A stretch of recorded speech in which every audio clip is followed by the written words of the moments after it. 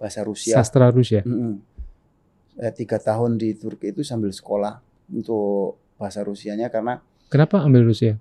Ya karena tamu-tamu saya itu banyak dominan Rusia. Terus ketika saya komunikasi sama mereka tuh agak susah. Ketika saya ngomong Tegal, salah. Kayaknya mirip-mirip Tegal sama Rusia. Iya, deg-degnya sama, Pak.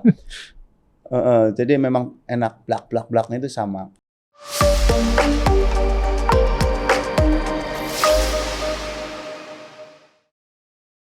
Halo teman rasa, jumpa lagi dengan saya Cak Tom. Dan inilah Aku Rasa, Akar Kuliner Nusantara. Hari ini saya kedatangan seorang chef yang dikenal dengan julukannya Kung Fu Chef. Karena asli masaknya yang sangat berbeda, sangat atraktif, teatrikal gitu ya. Dan seperti memainkan pisau atau benda tajam lainnya pada saat mengolah masakan. Jadi agak-agak berbahaya nih. Ekstrim. Beliau juga aktif mengisi acara-acara masak yang ada di stasiun televisi di Indonesia. Dia Chef Muto. Para penonton harap tenang. Enggak, dia bukan penonton, Pak. Dia nunggu masakan jadi baru saya bagi. Jadi, ya. Terima kasih Pak Tono nih, Chef. Iya, Cak. Kehadirannya di studio Aku Rasa. Siap. Ya, yang tadi Chef bilang sangat familiar nih dengan taplaknya. Emang gak ganti-ganti apa gimana? Cuma satu-satunya. Ganti nih ya kayaknya. Satu-satunya emang, Pak. Kayaknya gitu. Saya punya, besok saya bawain lah. Bukan tepung. Ya, tepung, iya. Sekali-sekali kita suasananya diganti di dapur gitu. Emang namanya talk show kuliner kok ya. Kayaknya di ruang ini. Yang penting dapurnya jangan lagi aktivitas. Yeah. Misalkan kita lagi masak, ditanya-tanya angus nanti. Atau kena pisau tadi itu. Oke. Chef, apa kabar? Sehat ya? Alhamdulillah baik, Pak. Insya Allah sehat. Ya. Jadi gimana nih ceritanya? Piye ceritane? Pak. Kemudian dikenal sebagai seorang chef. Awalnya dulu gimana? Sekolahnya gimana? Perjalanan karir? Piye? Ya sebenarnya kalau terjun ke dunia kulinernya itu kan nggak langsung jadi chefnya kan. Saya pernah menjadi steward, bartender, kemudian servis, asisten manajer, kepala gudang pernah juga, sampai accounting, terakhir asisten manajer juga pernah. Itu di ini hotel, perhotelan? Di kafe semua rata-rata kalau semua di Indonesia. Karena aku pernah keluar ke Turki juga, jadi kalau di Indonesia rata-rata di restoran. Ya di tahun 1999 lah, itu awal masuk ke dunia kuliner, tapi masih steward, belum ke chef atau belum ke kitchen. Untuk ke kitchennya kalau mulai jadi chefnya tuh 2001. Itu udah chef de party. 2 tahun setelah join masuk ke industri langsung ini. Chef de party, Pak. Itu karena di saat jadi waiter aku belajar jadi cook helper. Itu naik terus. Sampai sebenarnya aku instan juga ketika aku jadi steward di cafe Jimbaran Bali Pasaraya waktu itu. Aku sempat ditawarin jadi cook helper.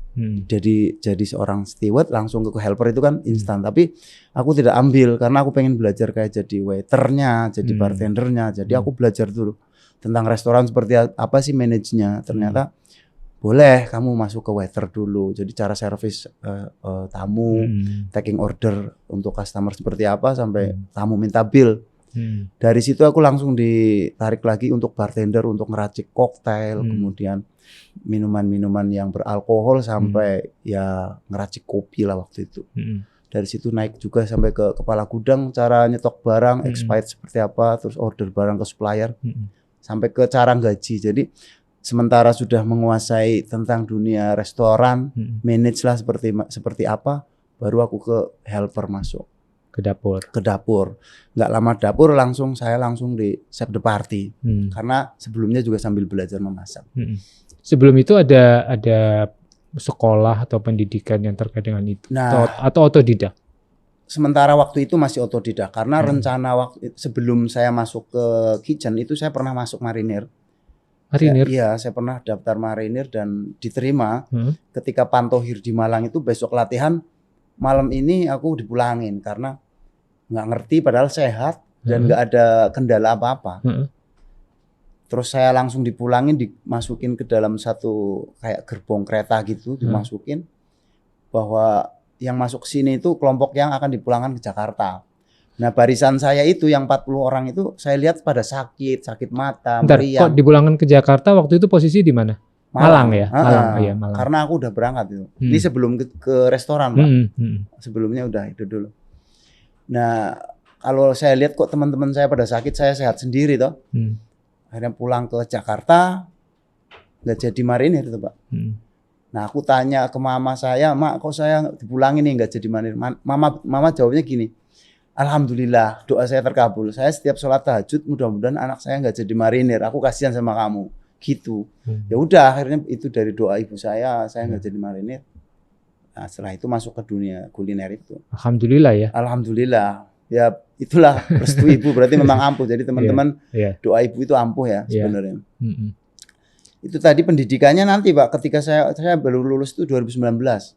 Saya kuliah di Asaindo Food and Beverage. Itu setelah aku udah masuk entertain dan sudah ke luar negeri juga.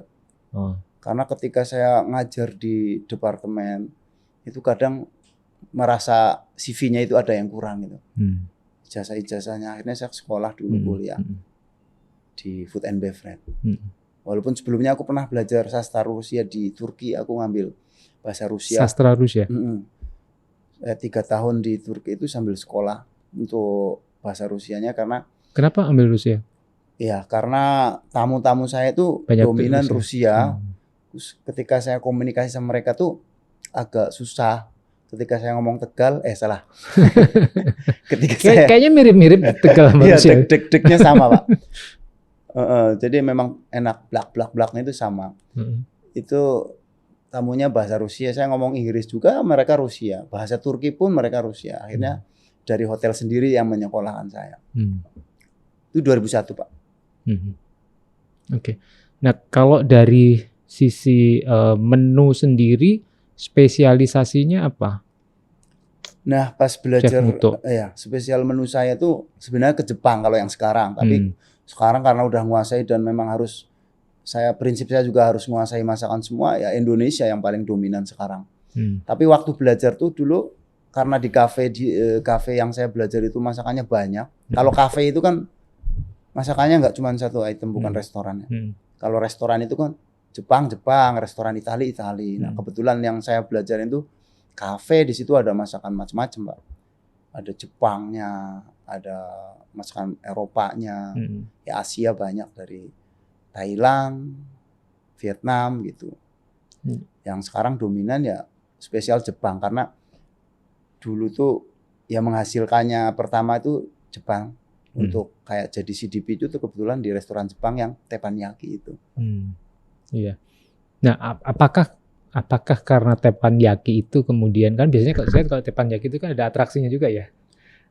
Yang saya kenal dulu pertama ngelihat itu belum tahu sama sekali tentang teppanyaki Pak. Karena aku ngelamar diajak sama teman, kamu mau nggak jadi chef de party ya? Dia bilang. Karena waktu itu aku sering ngumpul-ngumpul sama teman-teman ngopi gitu kalau lagi jam istirahat. Walaupun itu waktu itu tuh asisten manajer. Tapi kalau saya istirahat pakai baju chef. Karena senang dengan bajunya. Tapi begitu masuk kantor saya keluarin bajunya, gantung baju biasa.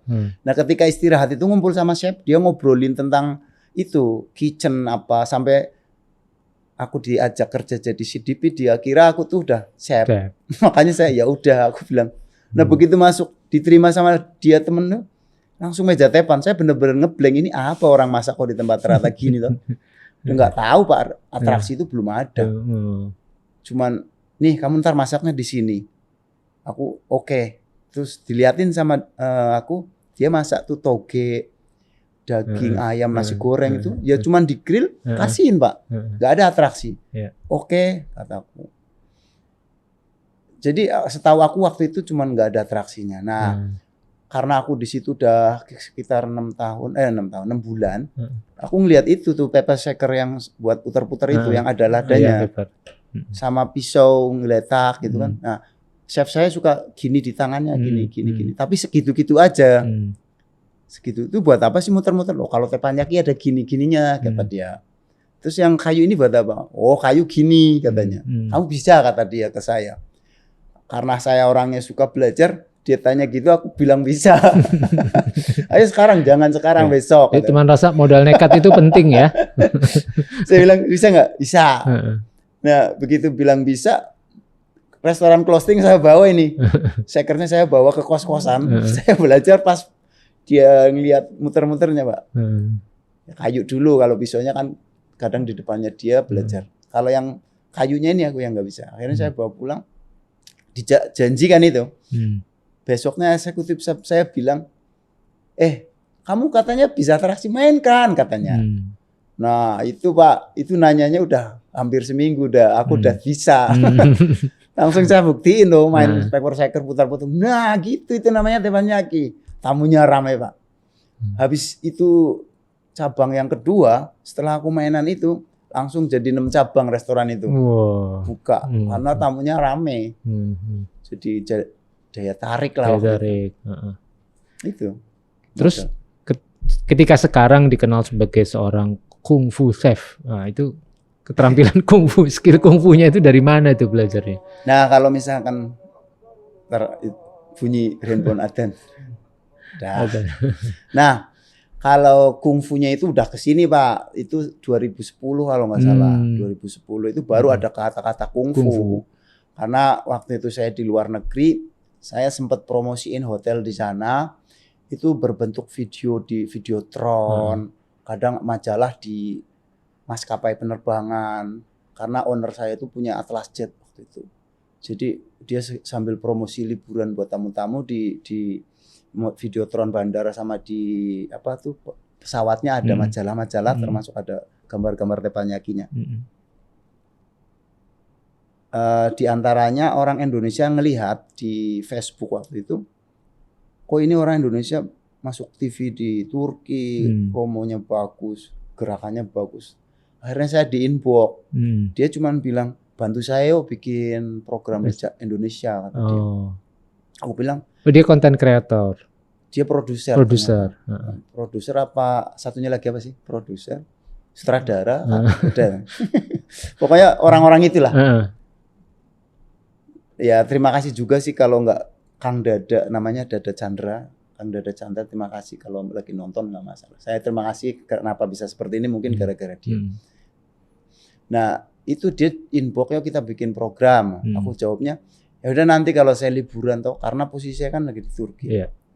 Setelah liburan aku di Indonesia 4 bulan ini, dari 4 bulan ini aku bikin program 13 episode Pak. Dari mulai kayak apa sih namanya kalau VT. Ya, video tapping. Ya, VT dulu, habis itu program masaknya. Itu baru ada muncul Kungfu Chef tuh di tahun 2000 Pak. Emang belajar kungfu? Sebelumnya belum. Nah ketika mau ada acara ulang tahun televisi, Chef kamu keluarin kungfu dulu baru masak. Aku kan nggak bisa, kataku. Ya udah kamu belajar dulu. Akhirnya aku belajar di Senayan Pak. Gerakan kungfu dasarnya aja, ya udah. Jadi waktu itu aku munculin sedikit, bisa sedikit. Kalau takutnya bisa ntar ditantangin. Gak disuruh masak, malah suruh ikut MMA ya. Ditantangin lagi, macem-macem kamu mentok katanya. Tahun berapa itu? 2010 tadi ya? Iya, 2010. Itu udah Kungfu Chef namanya. Udah Kungfu Chef. Nah, kalau dunia Kungfu Chef-nya. Kalau sebelumnya kan masih kayak chef biasa, walaupun aku pernah kayak muncul di TV, itu beda-beda program. Tapi itu belum kungfu. Pernah ngisi kayak ajang bakat chef gitu dengan atraksinya, pernah ngisi juga. Terus kayak off-air kayak waktu itu di Cilandak Town Square itu opening pertama juga saya yang openingin dengan atraksinya, tapi belum masuk TV, masih off-air gitu. Nah, abis gitu kan sebelumnya di Turki ya. Setelah 4 bulan tadi itu 2010 dan kemudian mengangkat tema kungfu tadi itu, setelah itu menetap kembali ke Indonesia. Balik lagi ke Turki. Balik lagi dulu. Iya, karena bayarannya kurang gede. Beda. Masih lebih menarik di sana. Masih lebih menarik. Kadang saya hitung-hitung toh Pak, satu episode aku dapat sekian, tayang 4 kali dalam sebulan toh, tak total tuh, kok kurang ya. Sedangkan di sana langsung des gitu kan. Terus masa depannya kayaknya cerahan sana, saya bilang saya cerahan di luar negeri. Ya udah, syutingan saya tinggal, saya nggak mau jadi selebriti, iya, saya nggak mau terus. Akhirnya saya terusin di sana, liburan tahun depannya lagi 2011 apa ya? Saya nulis lagi. Iya, nulis status doang. Asik, sebentar lagi aku liburan ke Indonesia kataku. Nah, lagi nulis gitu dijawab sama orang itu juga. Dibantulah kita lanjut kata dia. Sedangkan program ini tuh udah diisi orang lain. VT sebelum mulainya muka saya dang ketika masak orang lain. Nah itu kayaknya kata si itu canggung biar kamu juga kata dia. Ya ngobrol dulu lah kalau ngomongin masalah itu. Nah, saya pulang Indonesia ngobrolin lanjut. Bayaran cocok. Ya beda-beda dikit lah. Beda-beda dikit tapi saya ngumpul keluarga toh. Ngumpul orang tua. Waktu itu belum married kan. Akhirnya ngumpul sama orang tua, ya udah, akhirnya betah di Indonesia. Dapat modal dari luar negeri, dapat duit dari sini, mending dapat lagi. Sampai sekarang. Alhamdulillah sampai sekarang. Selama berkarir di dunia chef ini, Chef Muto, apa pengalaman yang nggak terlupakan, baik buruk maupun baik? Paling buruk dulu deh. Yang buruk ya? Yang buruk dulu. Banyak banget sih buruk semua. Buruk semua. Nggak yang fatal aja sih kayaknya itu. Kalau pas aku pernah nggak pas atraksi terus gagal jatuh gitu? Itu banyak. Cuma ada juga yang kayak ketumpahan supnya kan kalau misalnya lagi ngelempar gini. Pernah juga yang itu takut ya, karena saya waktu itu pernah masakin presiden Kazakhstan sekeluarga. Nah pas lagi atraksi pisau dan lain sebagainya tuh, pas lagi tiba-tiba gini terbang Pak, copot dari sininya. Sedangkan itunya copot. Iya. Gagangnya dari gagangnya. Ngomong seng lah, terbang. Sedangkan yang masak itu kan pejabat presiden dari Kazakhstan itu kan dikawal dan sebagainya kan. Iya. Deng di depan aku ngeri itu satu. Itu yang nggak terlupakan. Terus itu ngeri banget tuh pasti kalau orang presiden ntar aku diapa-apain penjara lah intinya. Terus yang kedua kebeledukan Pak saya tuh. Kebeledukan kompor. Atraksi itu. Jadi kompor saya tuh ada 4 table. Yang satu meja depan itu di outdoor. Itu kompornya bulat Pak. Gini ngeround gini terus aku di tengah satu orang. Pinggir-pinggirnya itu orang makan. Nah itu jam makannya tuh sore habis mereka pada mandi orang liburan kan. Baru makan malam. Nah aku di situ. Iya selamat sore semuanya dengan Chef Muto hari ini bla bla. Makannya saya repeat satu persatu. Itu udah dipanasin dulu. Kalau sebelum saya masuk itu dinyalain dulu kompor. Jadi pas begitu masuk sudah panas Pak. Nah ternyata itu kompornya nggak nyala, apa gasnya doang. Pas aku udah ngomong gitu, gasnya kan udah ngeces dari tadi. Nah setelah itu, loh kok nggak nyala ya?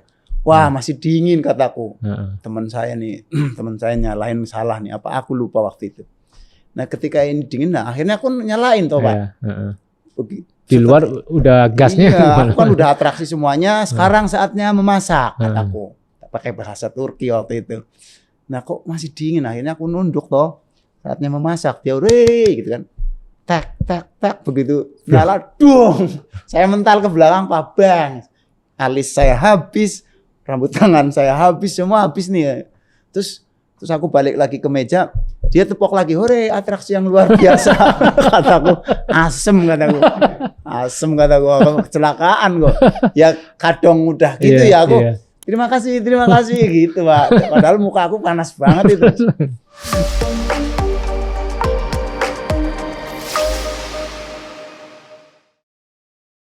Ciri khasnya jangan hilang, kayak suka ngelucu. Terus kerja sama. Suka ngerayu-ngerayu juga? Suka dong Pak. Ngerayu ayam.